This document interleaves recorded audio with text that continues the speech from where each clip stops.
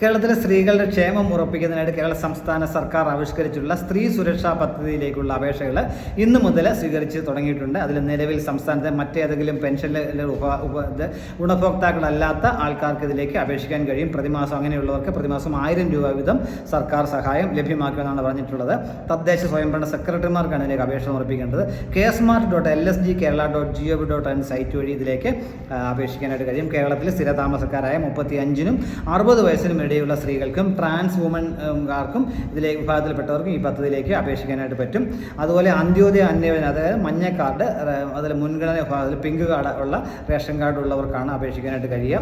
മറ്റ് പെൻഷൻ, അതായത് വിധവാ pension, അവിവാഹിത pension, വികലാംഗ pension, അല്ലെങ്കിൽ വിവിധ സർവീസ് പെൻഷനുകളെ, കുടുംബ പെൻഷനുകൾ, EPF ഇങ്ങനെയുള്ള ലഭിക്കുന്നവർക്ക് ഇതിലേക്ക് എലിജിബിൾ അല്ല എന്ന കാര്യം കൂടി മനസ്സിലാക്കുക.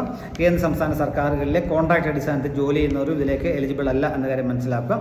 പ്രായം തെളിയിക്കുന്നതിന് ജനന സർട്ടിഫിക്കറ്റോ സ്കൂൾ സർട്ടിഫിക്കറ്റോ ഡ്രൈവിംഗ് ലൈസൻസോ പാസ്പോർട്ട് ഇതിൽ ഒരു കോപ്പി ഹാജരാക്കണം. അതില്ലാത്തവർക്ക് മെഡിക്കൽ ഓഫീസർ നൽകുന്ന സർട്ടിഫിക്കറ്റ് ഹാജരാക്കാനും മതി എന്ന് പറഞ്ഞിട്ടുണ്ട്. ബാങ്കിൻ്റെ ഡീറ്റെയിൽസ്, IFSC കോഡ്, ആധാർ വിവരങ്ങളൊക്കെ നമ്മൾ സമർപ്പിക്കണം കാര്യം ഓർത്തിരിക്കുക. അത് എല്ലാ വർഷവും ആധാർ അധിഷ്ഠിതമായിട്ട് മസ്റ്ററിങ് ചെയ്യേണ്ട കാര്യം കൂടിയുണ്ട്. അത് ലഭിച്ചു കഴിഞ്ഞ് 1 വർഷത്തിന് ശേഷമാണ്. അതുപോലെ മരണപ്പെട്ടാൽ അവർക്ക് അവകാശികൾക്ക് ഇത് കൈമാറില്ല എന്നും പറഞ്ഞിട്ടുണ്ട്.